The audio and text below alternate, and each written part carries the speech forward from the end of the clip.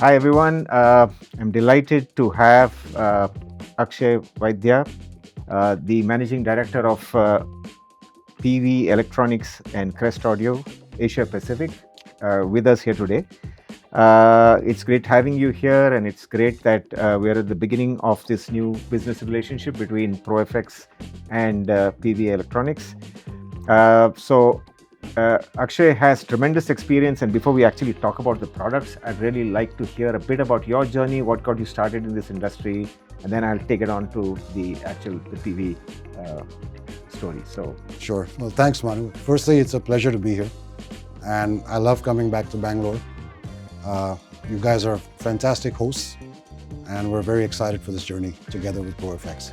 Thank you. What got me into this industry? Well, a little bit of luck. I was still in university, and my dad happened to know Hartley's son. And so when I was interning at Peavey, that opportunity came about through a relationship.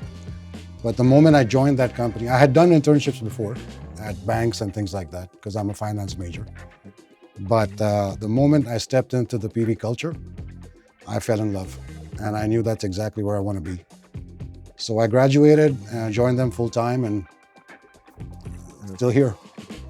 And it's been a long journey, right? Over 20 years. Yeah, 22 years since I first started. And along the way, it's been 3 or 4 years at HQ in the US, 16 years in China, and then the last 5 years handling APAC, so dovetailing across different markets. Great. So I think a lot of people are not aware that Peavey's been it's a 60-year-old brand. You've been there for 1/3 their journey. Will you throw a little light on Peavey's journey through, from where it started to where it is today? Sure. So it was founded by Mr. Hartley Peavey back in 1965. He often likes to say that he always wanted to be a musician, and he would make gear for the band that he was representing. The moment he made the gear, the band would kick him out, and he would have to join a new band. So he realized that his true calling was more in making the product than actually performing on stage.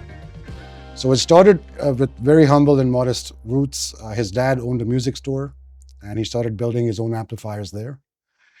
And gradually, they just started picking up steam. And over the years, we expanded into pro audio. Then we expanded into commercial audio in the 90s. Along the way, we acquired some brands as well, Crest Audio, Trace Elliott. So the journey is very organic and started in Mississippi and continues there. So the head office is still in Meridian, Mississippi. We still have the major employee base at HQ, but now we have satellite offices all around the world. In China, we've got 2. In Indonesia, we've got 2. In the UK, we still have a UK sales office, a small office in Germany, R&D offices in Orlando, as well as Oxford in the UK as well. So now it's a truly global brand. Great. So as you mentioned, Peavey is in a number of spaces, from musical instruments to commercial audio, pro audio. Is there any specific area which it is better known for, or is it across the entire board? I would say that the recall is primarily with rock and roll, because that was the legacy product, and that's how we started. However, along the way, we have done a lot of kind of hallmark projects. And today, Peavey is really known more as just a strong company in the audio sector. So along the way, we've done some really prestigious projects such as the Atlanta Airport, the New York Stock Exchange, the US House and US Senate with the Media Matrix technologies. And it really has become known for 3 separate brands, or 5 separate brands: Peavey, Crest Audio, Media Matrix, Trace Elliott, and Buddha. But I would still say that if you come across the ordinary person and they see the logo, the first thing that's going to come to mind is the 6505 amplifier, or Eddie Van Halen, or a guitar, right, or something like that. Great, great. So in recent years, I think ever since you took over the Asia Pacific region, you've had tremendous success Thank you. in the APAC area, and I think a lot of people aren't aware of some of the mega installations you've done, especially in really competitive markets like China. Yep. Things like the Bird's Nest Stadium, their Olympic Stadium, and things like that. So how have you been able to crack such kind of projects, and what's been your really mantra for success in the Asia Pacific region? So I think number one has been education and the right partners. Obviously, the technology and our R&D team is the paramount reason, because the product actually delivers, is reliable. Some of the projects where it's been installed, it's been running for 35, 40 years. And without the engineers back home that build those things, we wouldn't be able to penetrate the way we have. Second is choosing the right partners that get behind the brand, represent it in the correct way, have the patience to, showcase it and display it and demo it to the right people. So it's a combination of those two things, really, is good product and good partners. And that's what has helped us to kind of sustain in APAC. Great. So right now, PV is almost coming back into the Indian market. I think it did have a significant presence some time back, and then I think due to COVID or certain things like situations that it exited. Now that you're coming back into India, do you see some lessons that you've taken from the rest of Asia, or some of the markets, emerging markets there, which you think you could successfully try to replicate into India? So if there were such things, what would your first kind of strategy would be? I mean, would be to enter this market. What would you do? Well, number one is find the right partner, which we've done, Okay. right? I think the most important thing is just making the Indian diaspora aware of the variety of products PV offers and the capabilities. And also kind of having an experience center where customers or integrators alike can come and experience why PV has been around for 60 years and what sets it apart as an audio company. So the performance levels, the competitiveness of the pricing, the flexibility involved, that has to kind of translate across to the marketplace. You mentioned that you have totally 5 brands, but I think the focus brands for India would be maybe PV and Crest Audio, Yeah. Maybe at least initially, and then maybe Media Matrix too. So how do you position these 2 brands, considering PV and Crest Audio both have a somewhat similar range of products? Sure. So what's the positioning? Is one intentionally positioned above the other, or yeah? Yeah. So I think that PV started out as an MI brand that extended itself into pro audio and was always retail specific and was more of a mass market brand with a lot of recognition, and its value proposition was stable but affordable. Right. Whereas Crest Audio has always been a high performance brand.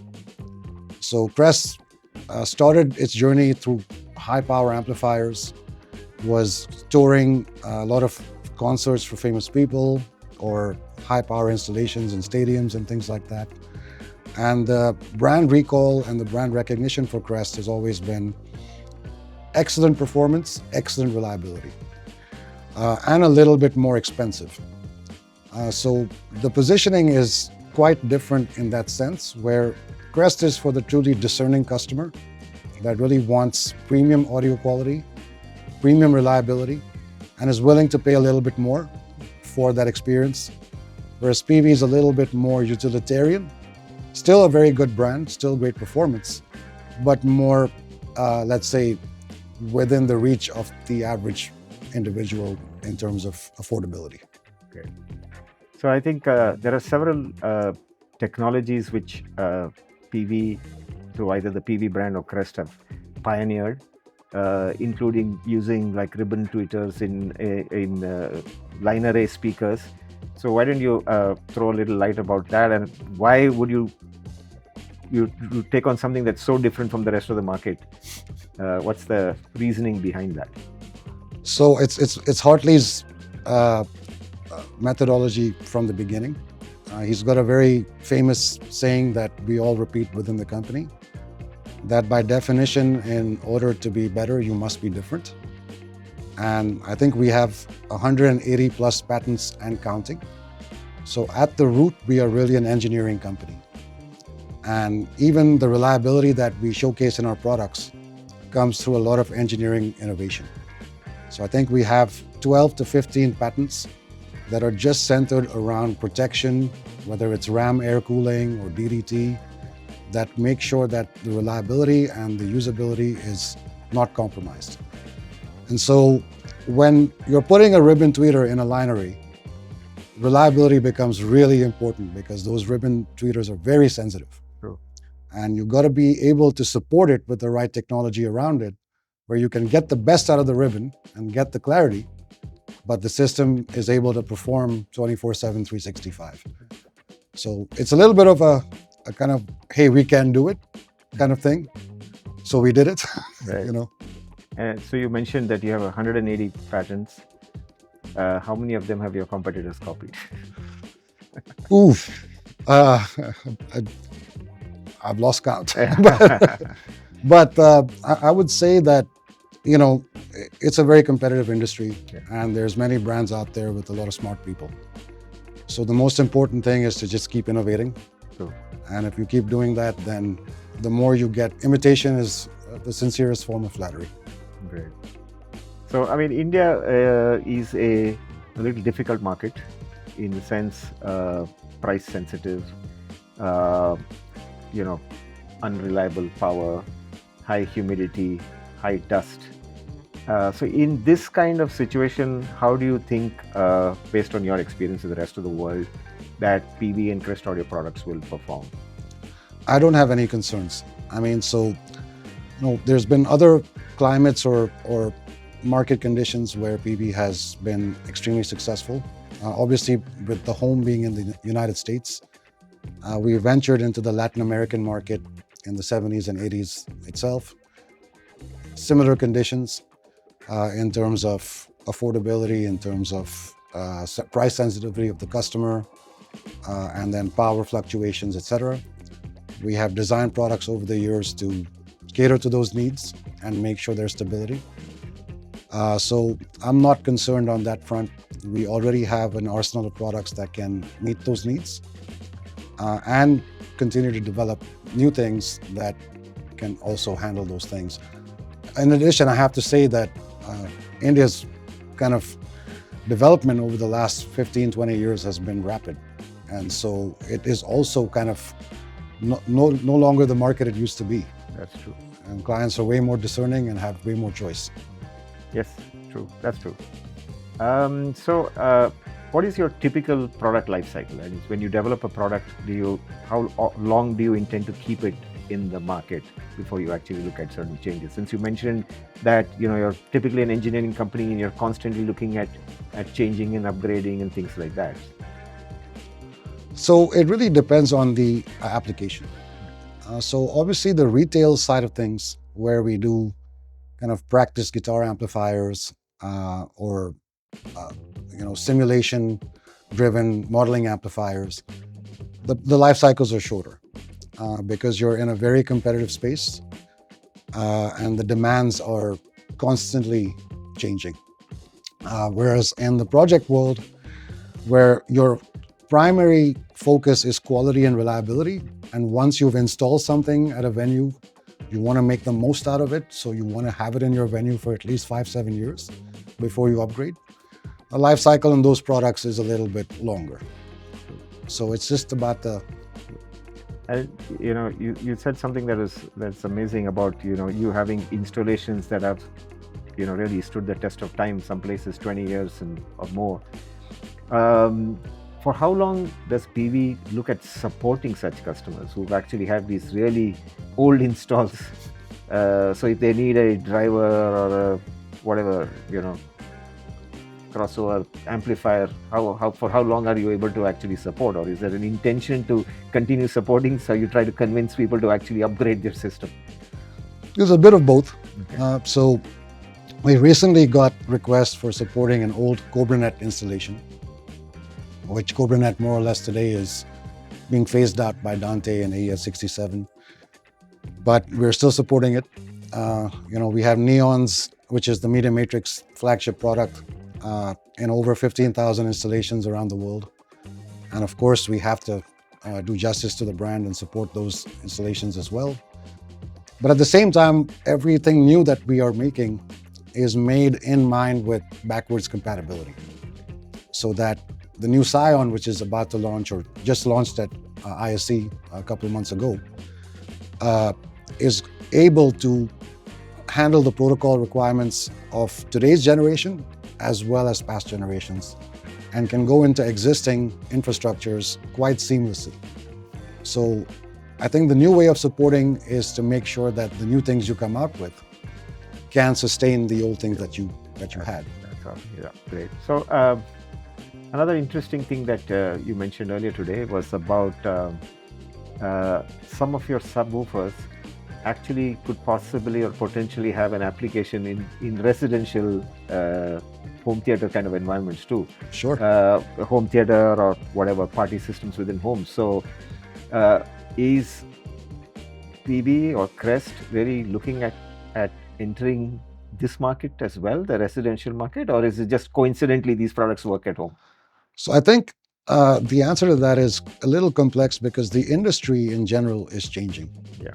And where, for example, if you had in the past pro audio and consumer audio, today they are really converging into one, prosumer section. Sure.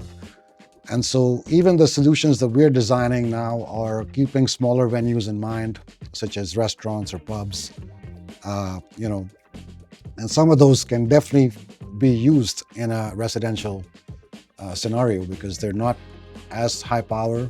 They're more for a smaller group of 20 people, 30 people. So, it just kind of is happening organically based on commercial needs that can also fit into residential applications. But at the same time, we are also exploring a little bit of a lifestyle angle for the Crest Audio portfolio. Great. I'm so happy to hear that because in India, that is a really affluent Indians is a big emerging segment. We see HNIs, high net worth individuals, having huge home theaters, 30-seater, 50-seater, things like that. They have party spaces. They do a lot of outdoor, their own home events outdoor. So glad to hear that you're going to have some products for that because there could definitely be applications. But generally, if you notice, I think India is a tremendous, movie-loving country, and the theater industry is large and continues to expand. Does Peavey look at focus at the theater business in a big way globally? So we had launched a sub-brand called Cinema Acoustics back in the 80s. At that point, it kind of tapered off because the focus shifted elsewhere. But we are looking into that. Okay. So watch this space. Great. Okay, so if you were to say in a nutshell, in 3 words, you were to describe Peavey, what would that be? I would say innovation, integrity, and persistence. Awesome. Great. So that was lovely hearing from you about the background of the company, your journey, and some of the great innovations and products that you're coming out with.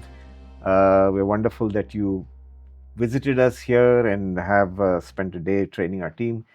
So we look forward to many more interactions and launching your entire range of products here, and looking forward to a great future together. Thank you. Likewise. I love coming here, and we're so excited with this partnership. Great. And I'm sure I'm going to be back very soon. Super. Thank you.